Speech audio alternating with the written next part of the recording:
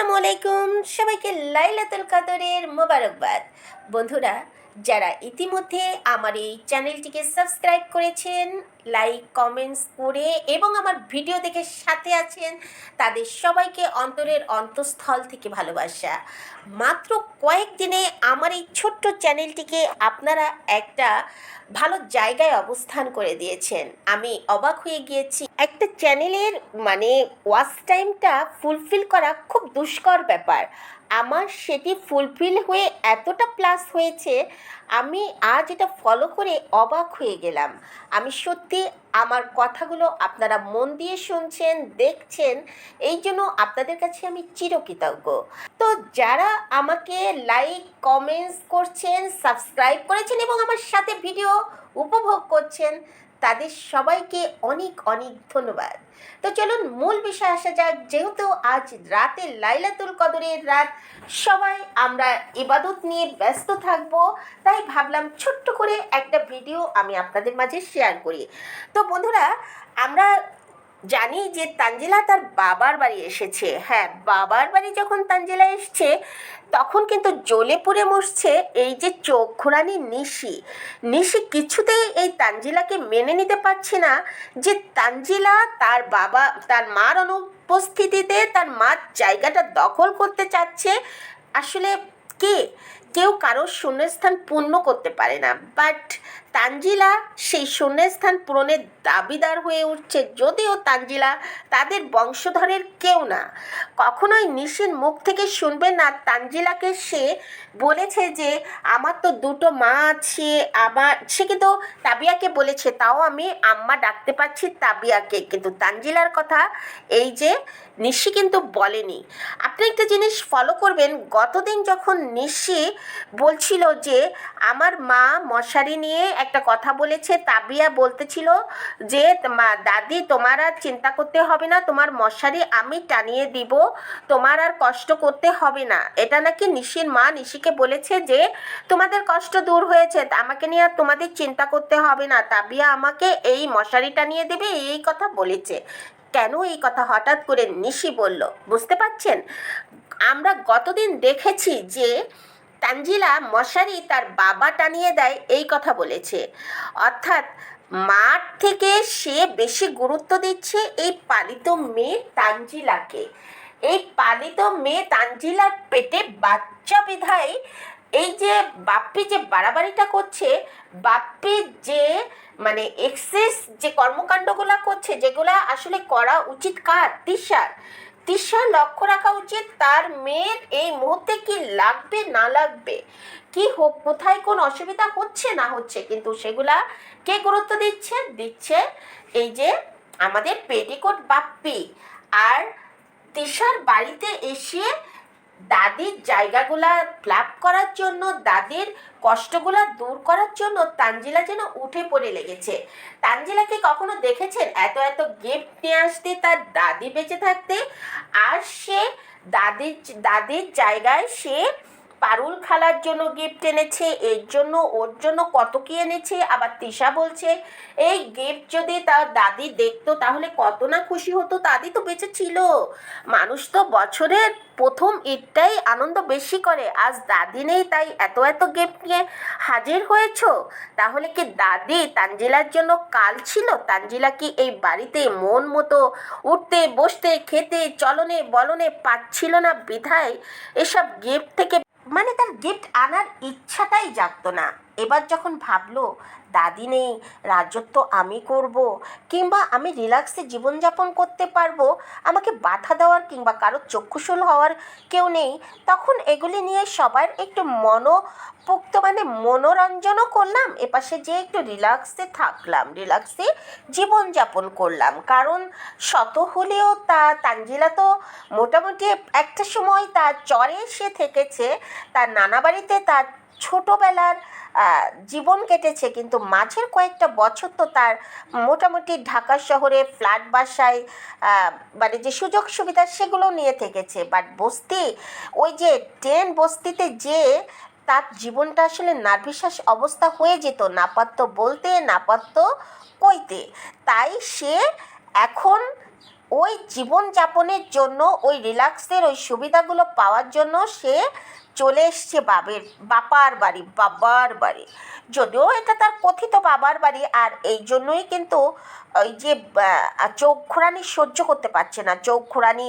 তাই যখন দেখলো মশারির ব্যাপারটা, তখন সে তার মাকে যে মশারি টানিয়ে দিত না, তার মা নিজে মশারি টানাতো ওই বুড়া বয়সে। এই কথা আর তানজিলা কোথাকার কোন মেয়ে, তাকে তার ভাই মশারি টানিয়ে দিচ্ছে। খুব মিষ্টি মিষ্টি করে এই কথাগুলা কিন্তু শুনিয়ে দিল কে? চোখ ঘোরানি নিশি।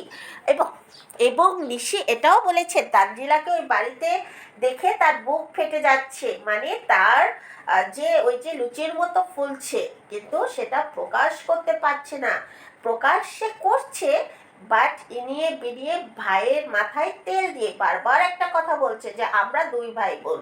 মানে সম্পত্তির ভাগ অনেকে মনে করছে নিশি নিবে না, একদম না।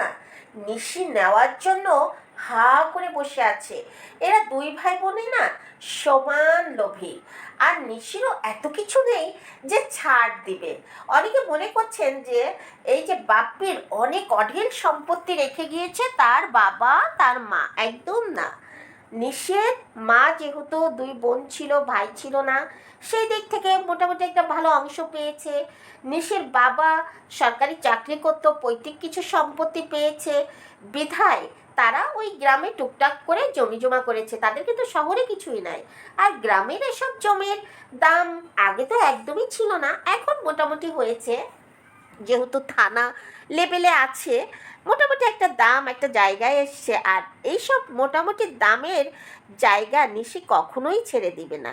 হ্যাঁ, যদি একেবারে ওই প্রদত্ত অঞ্চলে হতো তাহলে একটা অন্যরকম কথা ছিল যে 20-25 হাজার টাকা কাঠা, কিংবা এটা ওটা। যদিও এখন বাংলাদেশে কোথাও 20-25 হাজার টাকার কাঠা নেই, মিনিমাম লাখ টাকা। তো আমি যেটা আর কি বোঝাতে চাইছি যে নিশি আসলে এক টাকা ছেড়ে দেওয়ার মতো মহিলা নয়, এবং কোনো কথাও সে ছেড়ে দেওয়ার মতো নয়। তবে তার বুদ্ধি আছে, তাই সে ছলে বলে কৌশলে কথাগুলা ঠিক বলে, যেন রাগ না হতে পারে। আচ্ছা, তানজিলা তো আরবি পড়ছে তাই না?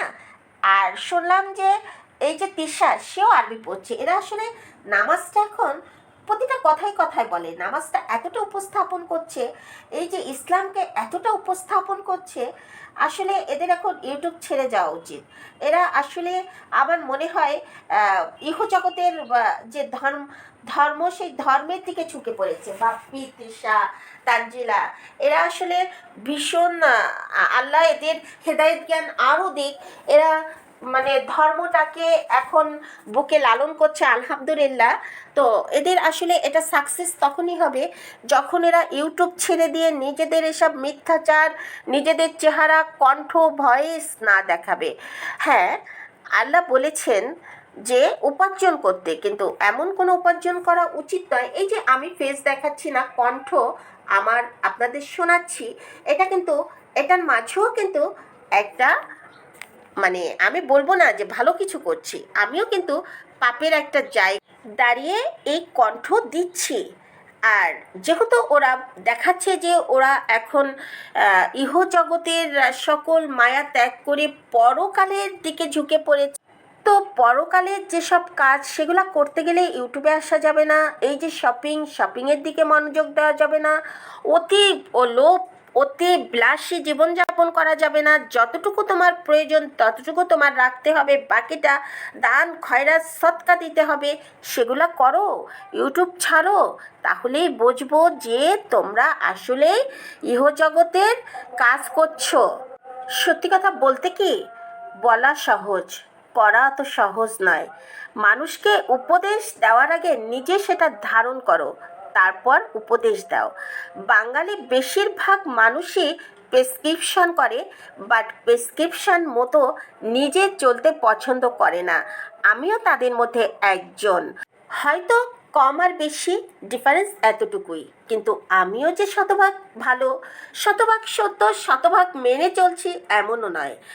তো আমি আরেকটি কথা বলছি, সামনে যেহেতু তানজিলার বাচ্চা টাচ্চা হবে, তানজিলা এসে এই যে এখানেই পড়ে থাকবে, আপনারা কথাটা মিলিয়ে নিন। তানজিলা কিন্তু বেশিরভাগ সময় তার বাবার বাড়িই থাকবে, তখন আর ওই স্বামীর বাড়ি কম যাবে, কারণ বাবার বাড়ি ফ্ল্যাটের মধ্যে সকল সুযোগ সুবিধা আছে, কল ছাড়লেই পানি, রান্নাঘর কাছাকাছি, বাথরুম, রুমের মধ্যে এইসব বিলাসিতার জীবন ছেড়ে কখনোই তানজিলা চাইবে না তার ওই বস্তির ঘরে যেতে, যাবে কম।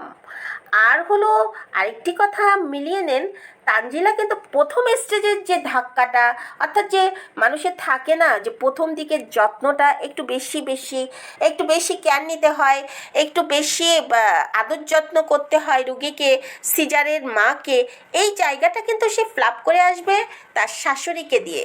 হ্যাঁ, তাই তো তার শাশুড়ির এত গুণগান, চাচি শাশুড়ির এত গুণগান, কারণ সামনে তার একটা বিপদ আছে। আর ওদিকের কথা এবার আসা যাক, ওদিকে তো আমাদের বেল্লালকে দেখতে চলে এসছে নাক ঘোটানি খুকে। অবশ্য খুকের এই জায়গাটাকে, খুকের এই দেখতে আসাটাকে আমি অবশ্যই ভালো দিক হিসাবে দেখব, আন্তরিকতার দিক হিসাবে দেখব। আর খুকি এসেই বেলালকে যেভাবে বুকে জড়িয়ে ধরলো, এই ধরাটা আসলে ওয়ার্ড লুক, ভালোবাসা অন্যভাবে দেখানো যায়। এসে সে বেলালের মাথায় টাথায় হাত দিত, বেলালকে কিন্তু বুকে জড়িয়ে ধরাটা না আসলে আমি জানি না এটা কে কেমন দৃষ্টি থেকে দেখবে। আমার দৃষ্টি থেকে এটা খুবই বাজে লেগেছে। তবে খুকির আশাটাকে আমি স্বাগত জানাই। খুকি কেউ আসেনি, কিন্তু আসা উচিত ছিল এই বেলালকে দেখতে। আসা কার উচিত ছিল বলেন তো? চাচার। হ্যাঁ, তিশার বাবার আদম ব্যাপারীর আসার উচিত ছিল।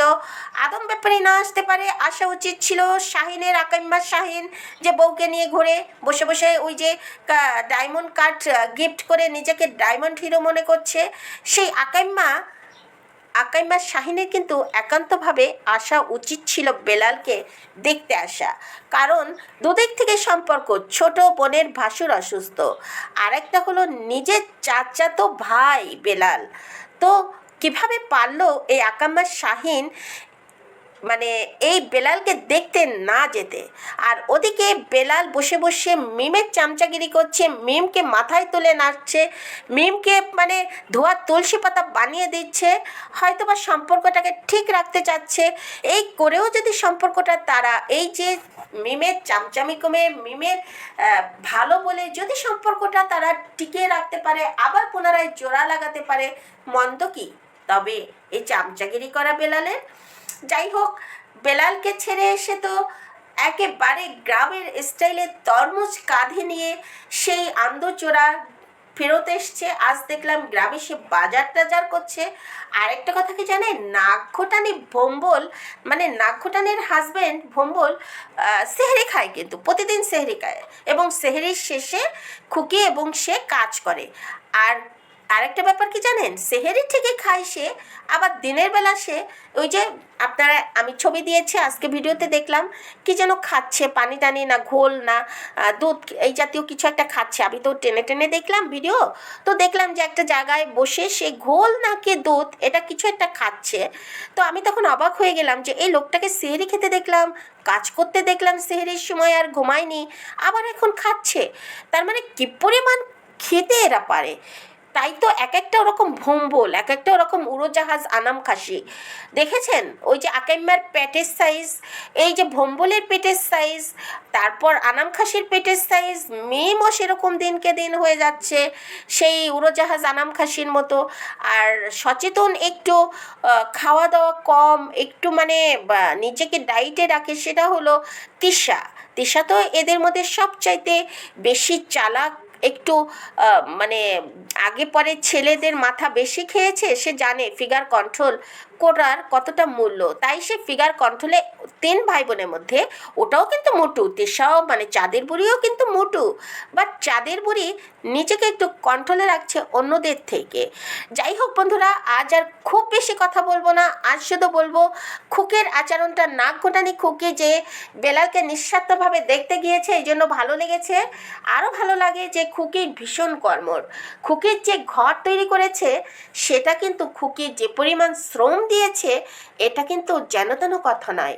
এটা কোনো মহিলা কি একটা পুরুষের পক্ষেও সম্ভব নয়। খুকি সব ধরনের মানে কাজ করতে জানে, এটা কিন্তু স্বীকার করতেই হবে। হ্যাঁ, খুকির মুখে জোর আছে, খুকির মনে কুটিলতা আছে, খুকির মনে অনেক ক্ষোভ আছে, খুকি মানুষকে যখন তখন ব্যবহার করে ছুঁড়ে ফেলায়। কিন্তু খুকির ভালো দিক হলো খুকি ভীষণ কর্মঠ, খুকি মানুষের বিপদে এগিয়ে যায়। সেটা হোক দেখানো, হোক লোক দেখানো, হোক মন থেকে না করা, কিন্তু যেটা সত্য সেটা মেনে নিতেই হবে। তো বন্ধুরা, আজকে এ পর্যন্তই, আজ আর বেশি কথা বলবো না। তো আবারও সবাইকে লাইলাতুল মোবারকবাদ জানিয়ে